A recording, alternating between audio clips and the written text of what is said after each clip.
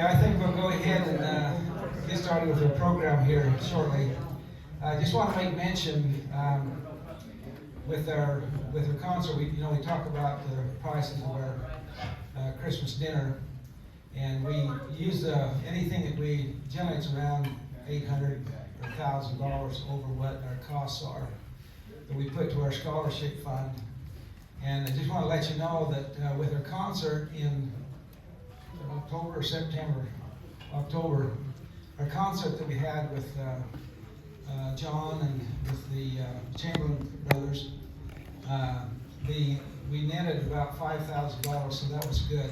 And because we can now put that money in the scholarship fund without having to borrow from our general fund. So a little bit like the government, one department borrows from another, and neither one of them have any funds in it. So anyway, we appreciate your support there, and it was a great concert, and they made some good money to carry on our duties and our functions, especially on some of our projects, some of our monuments.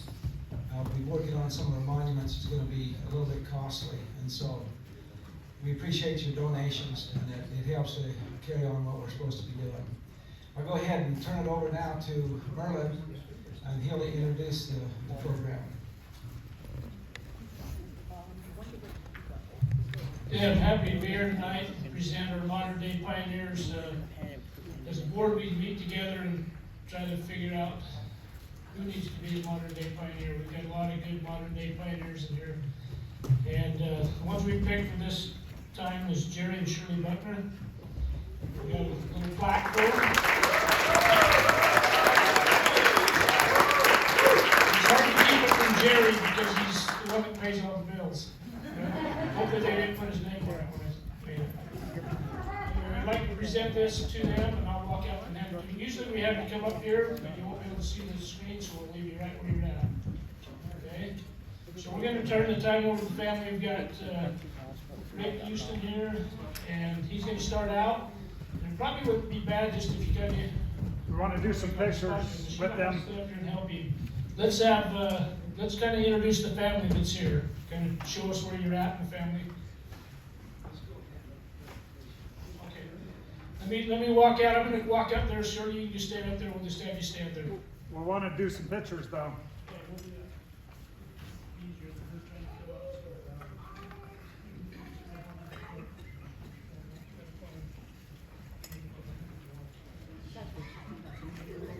David, would you take the picture?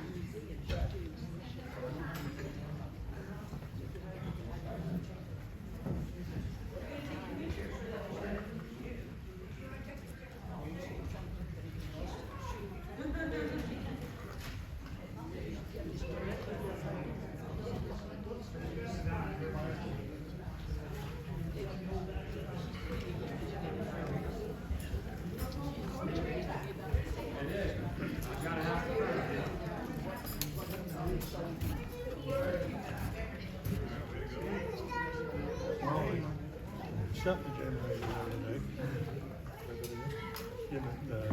Get the generator. We set it on path, and then it's got to come from it tomorrow.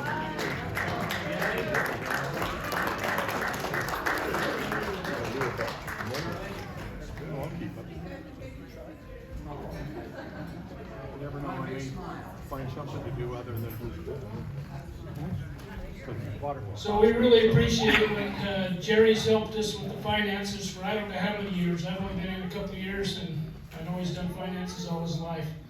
I was looking back at these beautiful pictures that Shirley's done. I thought, what has Jerry done? And then I thought, he's been a CPA and stuff like that, so he's probably got lots of money. But we're going to find out here really fast from the family what both of these guys have been doing throughout their lives. So we'll turn the time over to Rick. Thanks, Merlin. Thanks for having me here today. Thanks, Jerry. Thanks, Mom, for being special people. It's a huge pleasure to be here with the Sons of the Utah Pioneers. Sherry, maybe some tech up here. This is my lovely sister, Sherry. I didn't do this slide presentation. This lovely sister over here did this one, Brad. This is Allison and Michelle, Brad, Eric. while we're all introduced. All right, let's get her going. This song, I don't know if you guys know John. Your hair's in the whatchamacallit. Anyway, he started out not writing a whole lot of churchy songs. So Mom's like, hey John, why don't you write a churchy one? And there it is. I shouldn't say churchy, more of a spiritual song.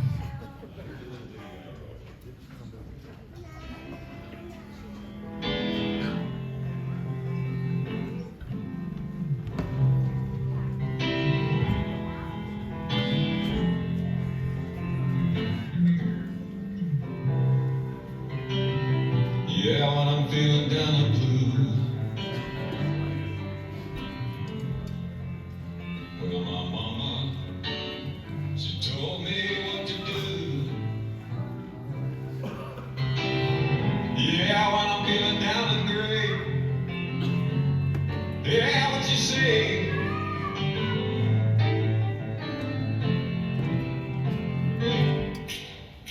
Feast upon the words of God, my side. Fill you up, and then when you are done, feast upon the words of Jesus. He'll bring you home.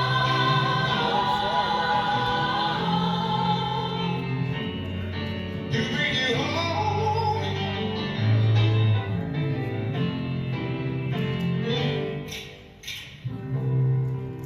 So I got down on my knees and prayed and opened up that holy book. I read about the life of Jesus and his works. Yeah, and that's all it took. Yeah, now I can feel his light inside my soul. Yeah, now I know. Yeah, this time I know. That's why she said, feast upon the words of God, my son. They'll fill you up, and then when you are done,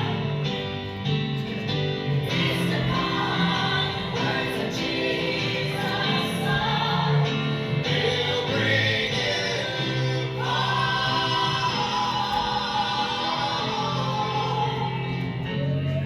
He'll bring you home.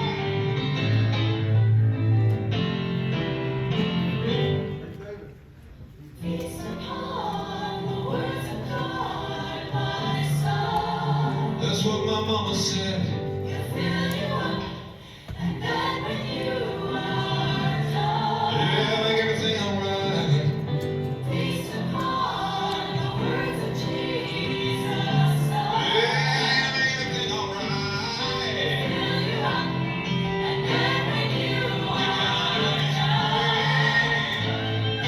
hey, feast upon the words of God, my son.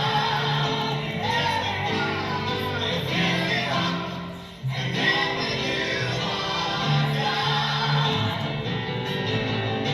feast upon the words of Jesus' Son.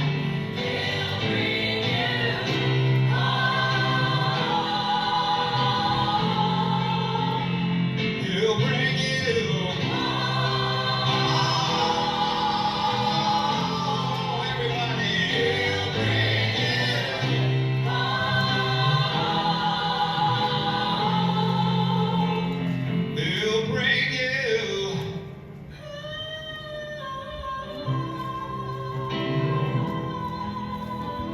Sister Kathy. He'll bring you home. Alice. He'll bring you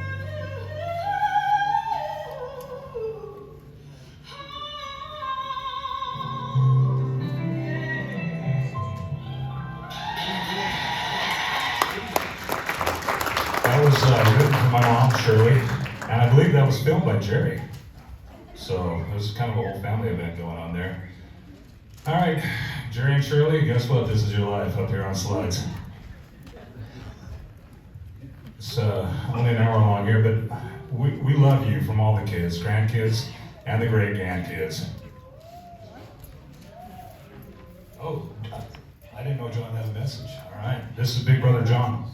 I wish I could be there with you guys. Congratulations on your special day, and hope you make the most of it. I'll see you soon. He's a man of many words. All right, we're going to move along here.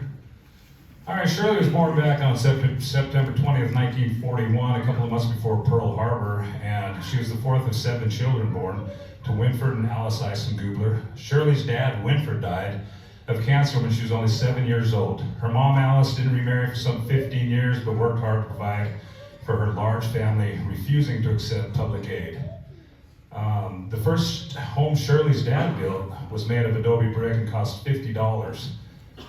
The family lived in the adobe home with a dirt floor, while a new larger home, which is still standing in Laverkin, was built.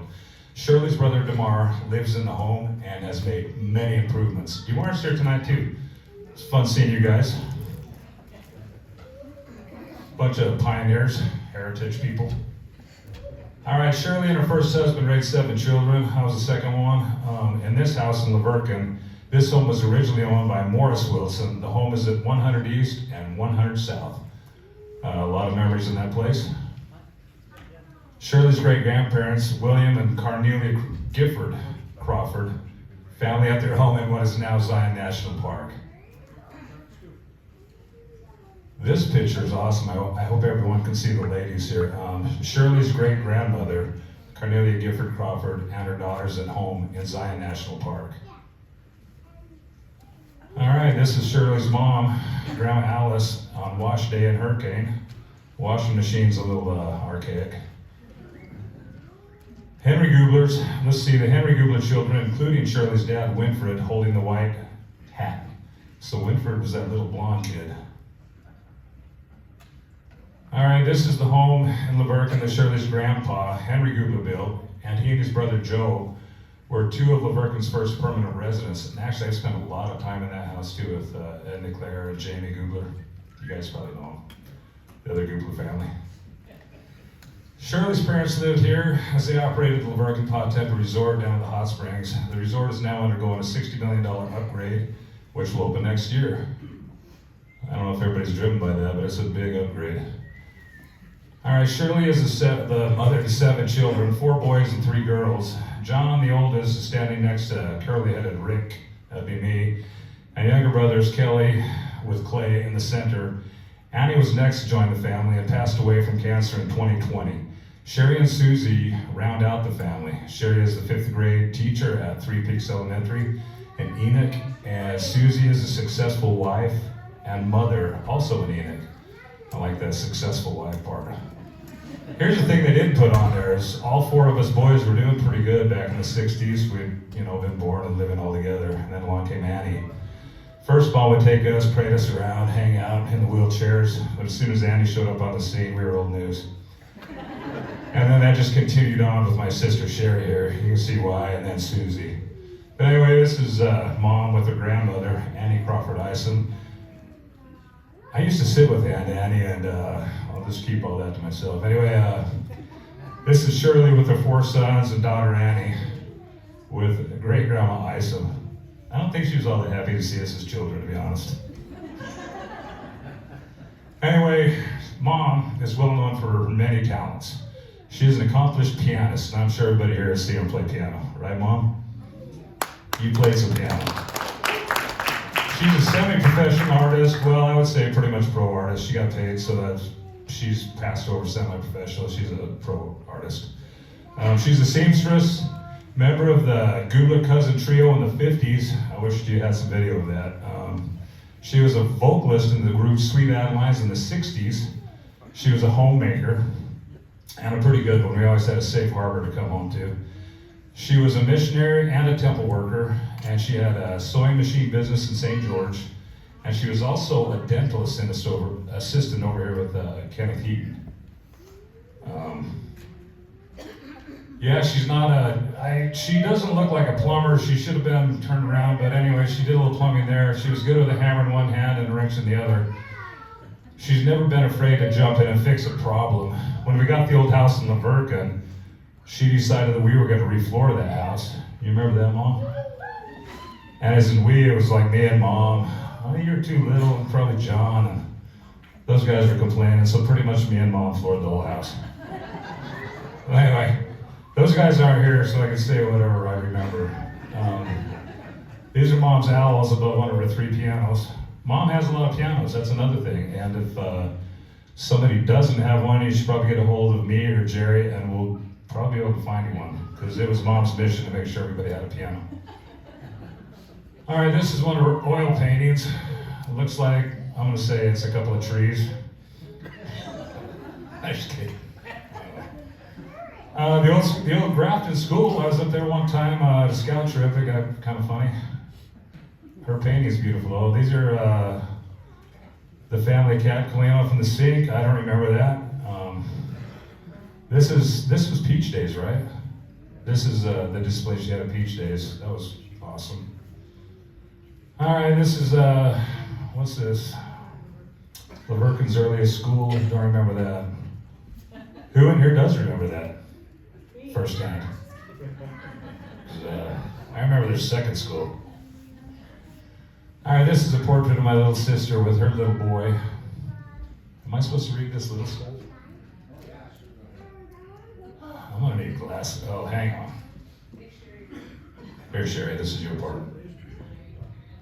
All right, this is a poem that Mom wrote for Annie when Annie was, of course, the first girl in the family.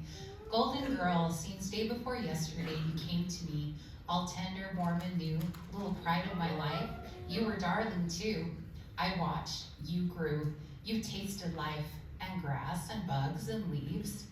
You lifted to the sun to fly. I lifted from my knees as feathers in the wind. The days have flown, and you are grown into sunny womanhood and laughter. Oh, may it be so, my golden girl, forever and after. All right, thanks, Sherry. Yeah, you can see why after the 4 boys, after the girls came along, 4 boys, I mean, Sherry's actually the most highly educated person in our family, too. So anyway, congratulations on that. That's like an 8 generations. This painting is of Jerry's great-grandmother cooking on an ox hoof. Jerry had 28 relatives in the Willie Handcart Company. Mary Ann Gadd, age 8, was one of them, and had only an ox hoof to chew on for 3 days before rescuers found them. I can't even imagine. I mean, that's unbelievable. This is a depiction of the word of wisdom. This is a cow. Is pointing you know what at you, and all you are staring at it. Mom has a personality too. So does Jerry, because I think he wrote some of this. What we have here is a couple of boats. All right, now winter scene from Glendale, Utah. The clown painting. This one's actually a little on the disturbing side, but it's Mom is the blonde in the lower right-hand corner with the curly hair. Well, I'm not sure what's going on with that, Mom. This is one of Mom's favorite paintings. She talks about it pretty regularly. This is the old hot springs. This is the swimming pool in the 1930s, and it's the one undergoing the $60 million renovation that's going to open next year. I'm kind of excited for that. This appears to be a bear and some grapes. All right, this has got to be Sherry. I'm gonna say it's Sherry because, okay. Anyway, this is Grandma Isom's trip to get married. Back then you dedicated your marriage. You took a trip to get there. This is actually one of my favorite paintings. These cows, they look like Clive and Bundy's down in my neighborhood. We got one black sheep over here. This is a depiction of my brothers and sisters, and we don't know who the black sheep is, because there is 7 of them. Oh, this is Shirley's sons, John and Rick, performing at Peach Days. We, perform. This is the Elton John show and Brian did. Look at what John's wearing. Don't click this too quick. It's a shiny baseball suit or something. He picked it out himself. All right, I'm gonna take, I got one more little bit to say, just real quick. Gotta put my specs on. And I actually have to find it, because I had a lot of stuff. Lori didn't want me going off script, and I think other people didn't too, so.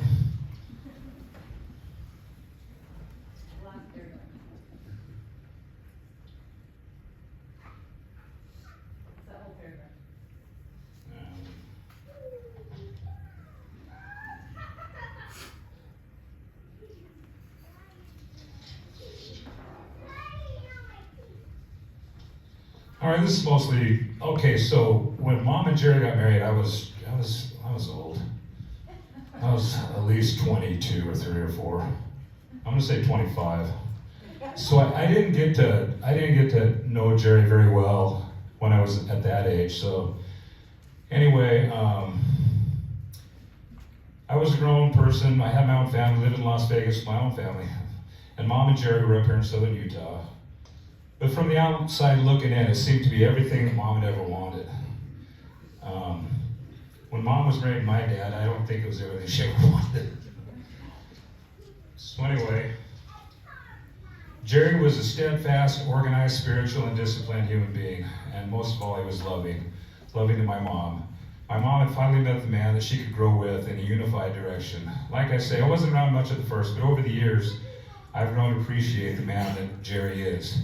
And over the last couple of years, I have seen him treat my mom.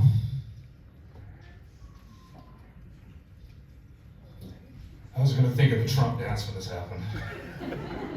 And, because you're very special to me. And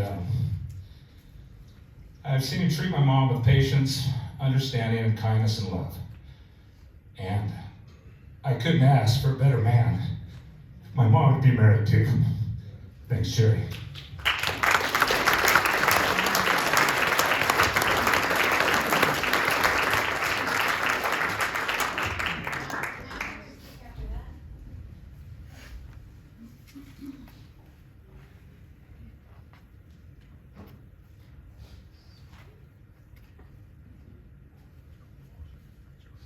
All right, Dad. This is Jerry in 1955.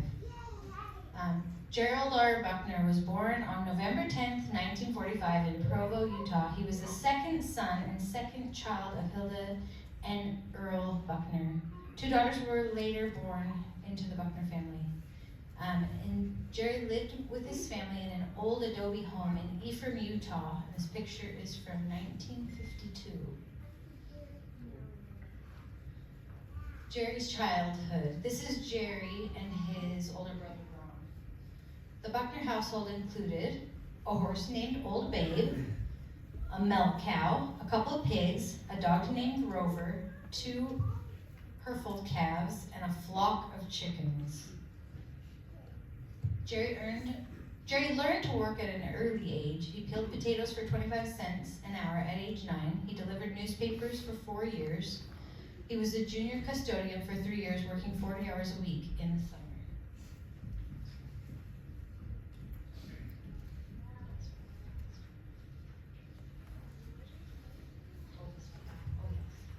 Okay.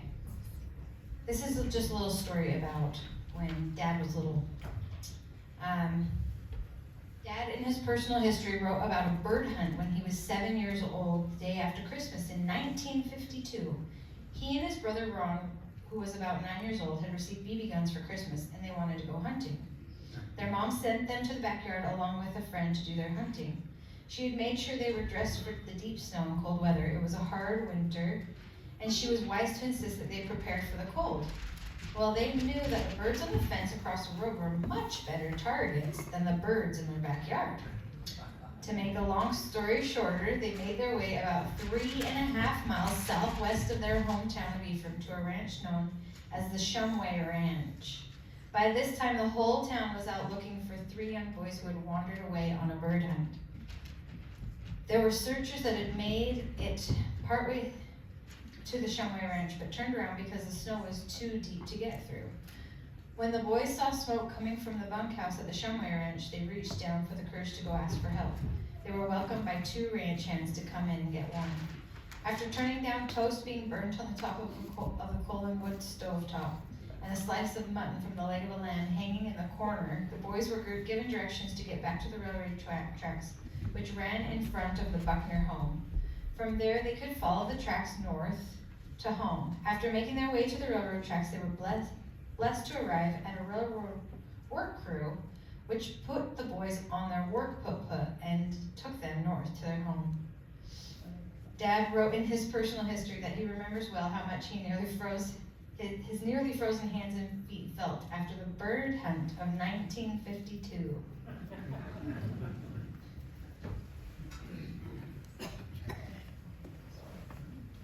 This is the Earl and Hilda Buckner family, about 1965.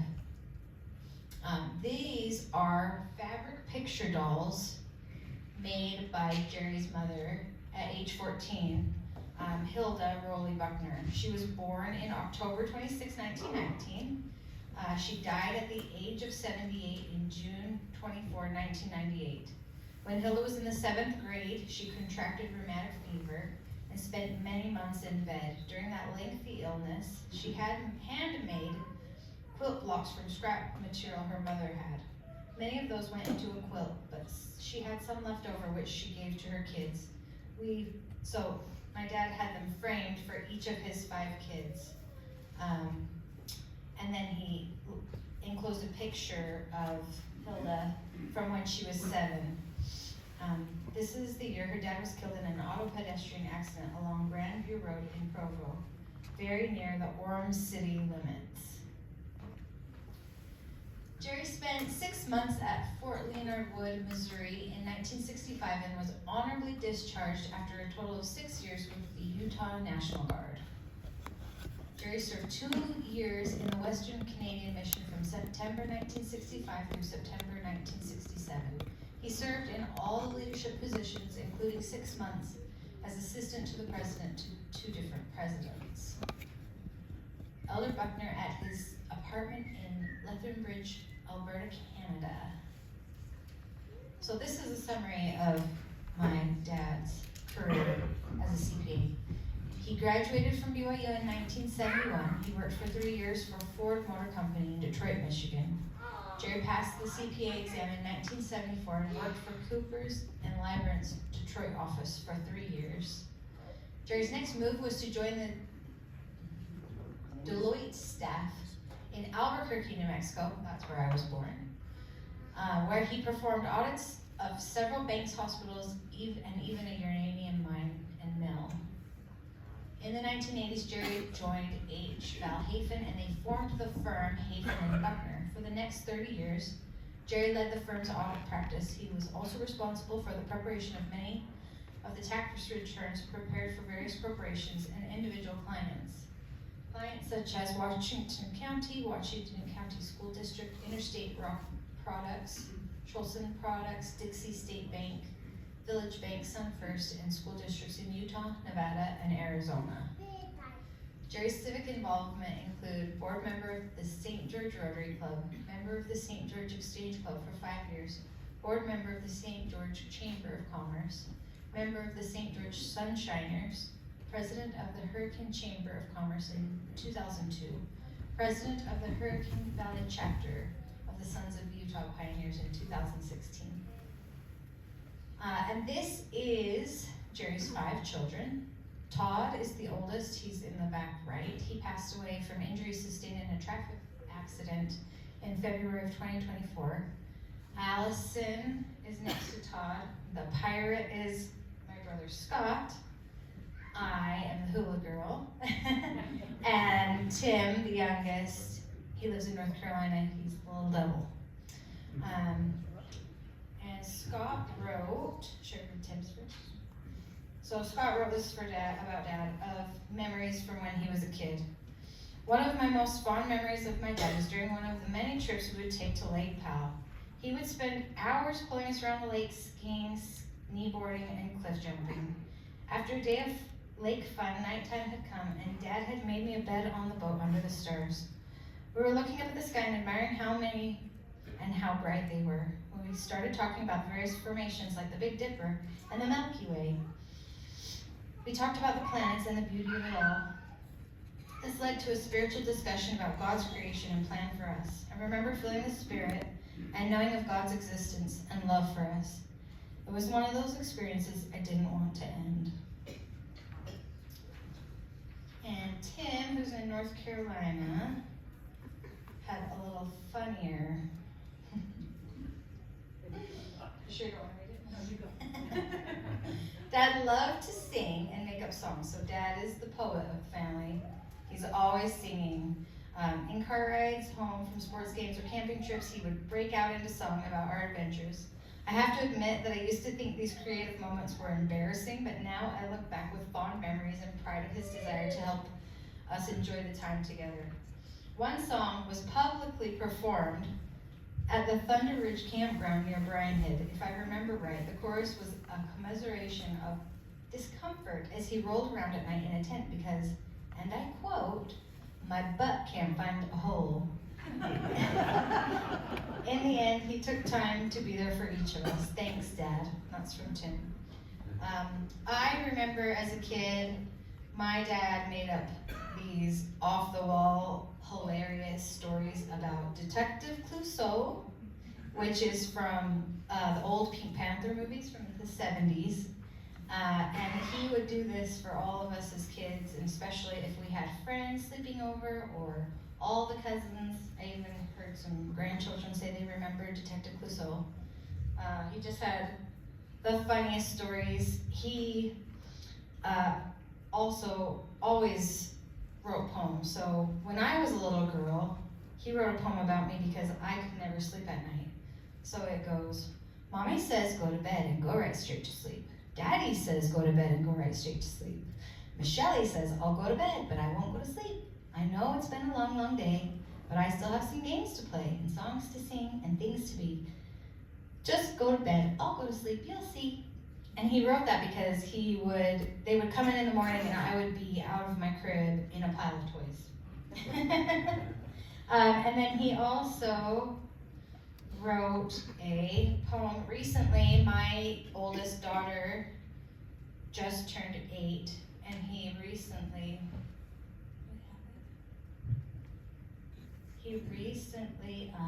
wrote her a poem. Sorry. Oh, yeah. Okay.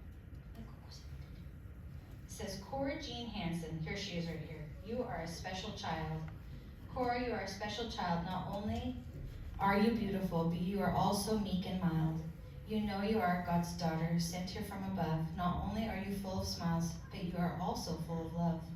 You treat everyone with kindness, and you are a friend to all you meet. One day you will meet your Savior, and with your tears you will wash his feet. Until then, keep his commandments and follow the Holy Ghost, for he is now your companion, and you can trust him the most. With love, Grandpa Buckner." I did have something to share about Shirley too as well. Like John said, she has a love for pianos, and she is a very amazing, accomplished pianist. Well, it was not very long ago, maybe 3 years ago, that they came to visit me and my girls, and we went out to lunch, and I was talking about how much Violet loves music. And she's 6 right now, so at the time she was 3 probably, and I said, I always know she's happy because she is humming a tune, or she's singing to herself. And I said, I really eventually need to find a piano so I can teach her to play, or find someone to teach her to play. I don't play myself. So that she can sing. And I just know this little girl, she's very musically talented, I can already tell. So Shirley took it upon herself to make that her mission. And she did not let that out of her mind until I got a piano in my home. And I have one. The story is she was looking, they would go to DI, she takes Dad to DI a lot, it's one of her favorite places to go meander around. And they had gone the night before, and the very next day she turned to Dad and said, "We need to go to the DI. I need to look for a piano." And Dad said, "Honey, we were just there, just last night. There's not gonna be one." And she didn't let it go, so he took her, and he said, let me just run in. And she goes, no, I want to go in. And she found my piano. She found one in the back, still on a cart, just being brought in, and she started playing it, and she bought it on the spot and brought it and gave it to us for Christmas. So she is an amazing lady, and I'm so grateful, so incredibly grateful for her. Okay, this is Jerry with his 3 sons, Tim, Todd, and Scott. Jerry and Shirley were sealed in the St. George Temple on April 13th in 1991. Together they have 12 children, 42 grandchildren, 22 spouses of grandchildren, 42 great-grandchildren. There are 132 members of posterity, including Jerry and Shirley. Jerry and Shirley spent 42 months on missions. Jerry and Shirley arrived in Wyoming in April 2008 to start their mission. We're going to do a little swap right here now, and I'll kind of finish up for us. Jerry and Shirley loved their missions. They really do have pioneer hearts. It's really beautiful.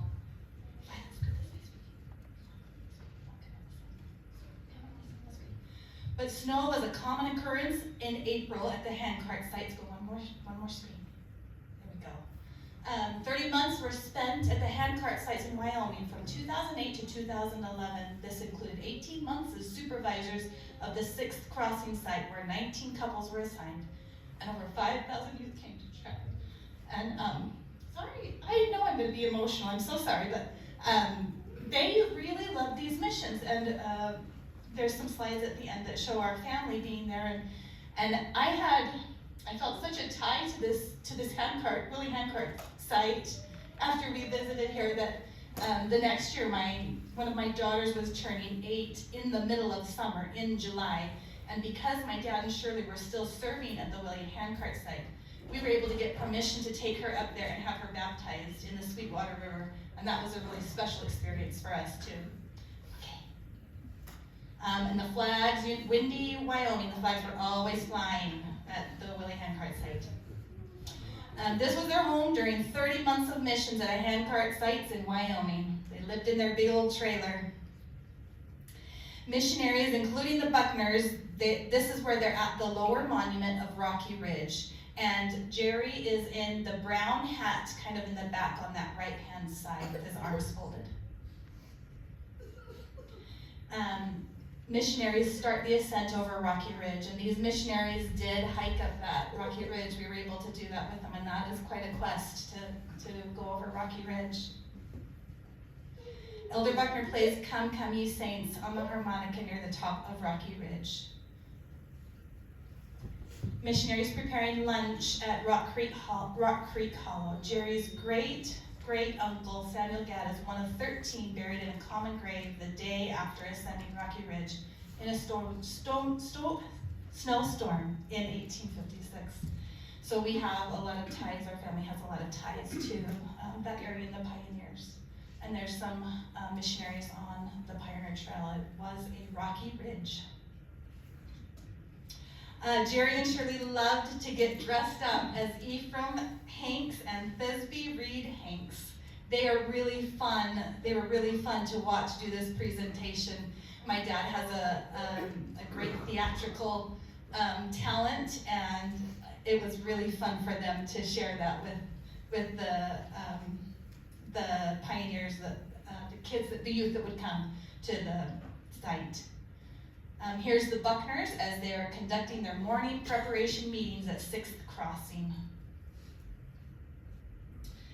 And this is the missionaries from 2010 at the Willie and 6th Crossing Center. Jerry and Shirley are up on the stairs. You probably won't be able to see them, but they are in that group. But what a fun group, and they've stayed connected with all those missionaries.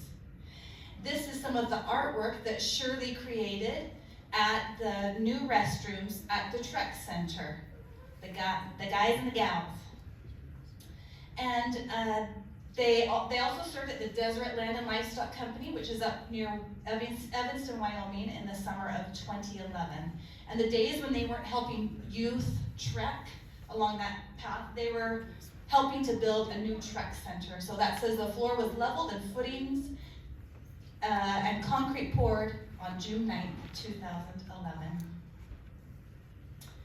This is Jerry's oldest grandchildren at Rock Hollow in Wyoming of July of 2009. And this is Jerry's kids when we went to visit Jerry and Shirley at the Willie Handcart Company up there. I just wanted to share just a little story about my dad. I didn't get a chance to do that yet. When I was a sophomore at BYU, I was finishing up my sophomore year, and I decided, I was almost 21, I'd be 21 in November, and I decided I was going to come home and get ready and serve a mission.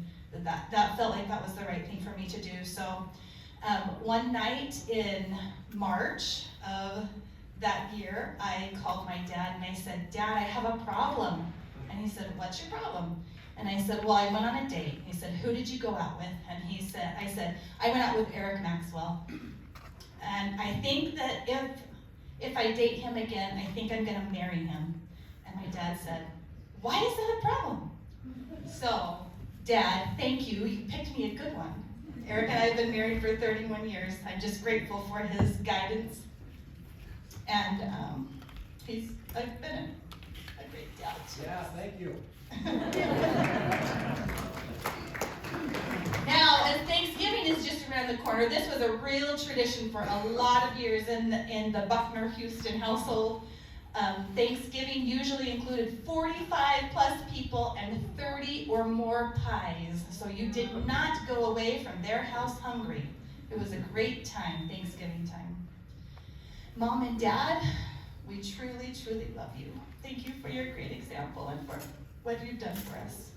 Thank you so much.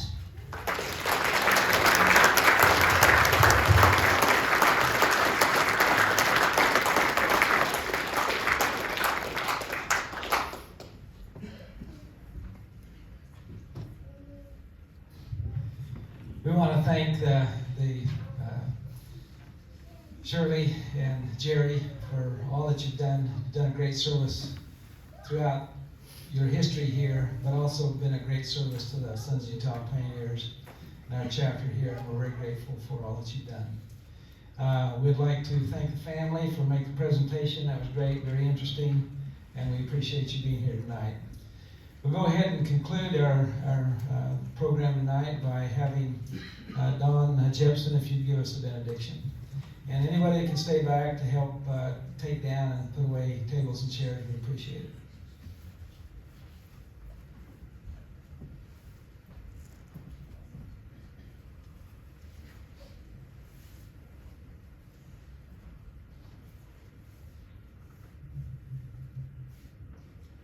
Our Father which art in heaven, we're thankful for the opportunity that we've had to be here this evening and honor Jerry and Shirley, who have been great examples to each of us. We're thankful for this organization and the goals that they have and the things that we try to do and accomplish to honor and remember those ancestors who planted us in this great area. We ask thy blessing now as we return to our homes that we'll do so in safety. We say this in the name of thy Son, Jesus Christ. Amen. Amen.